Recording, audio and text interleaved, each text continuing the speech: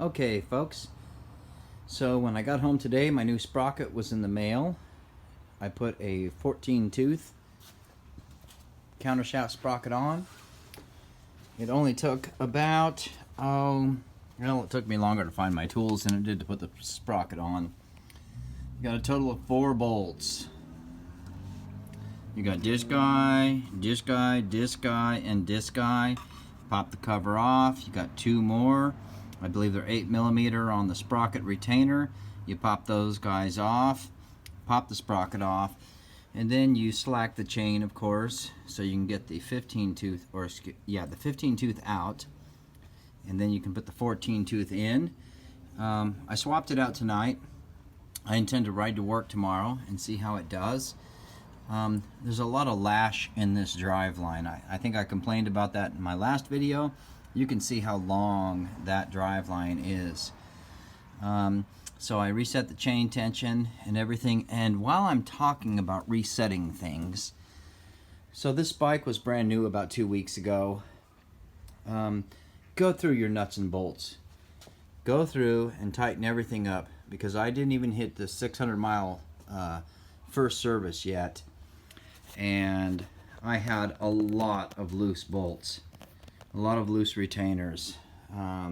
That guy right there was loose. The steering stem and the clutch perch were loose.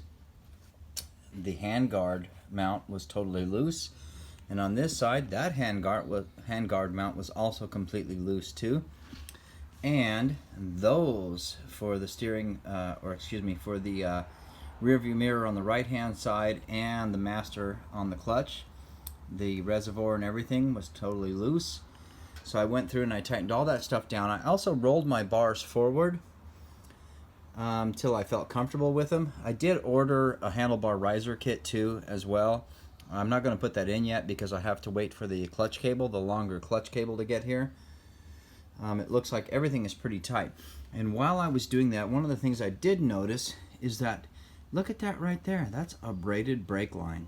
Braided brake lines are worth their weight in gold. If you have run conventional rubber lines and then swapped out to braided brake lines, you will see what I'm talking about right now. Braided brake lines, there's no expansion of the line really, and so all of your pressure goes to your brake pads. You don't have any of the squishiness in the feel of the brake. The brakes have finally bedded in too, and they feel really, really good. The back brake is so-so. It's kind of weak. I think it's, I think the brake lever to the actual caliper is communicating by sign language. It's pretty weak, but I'm hoping it's going to bed in and it's going to get better and better, especially for the off-road stuff. But that's about it. I'll let you know how that 14 tooth countershaft sprocket goes for me. Bye for now.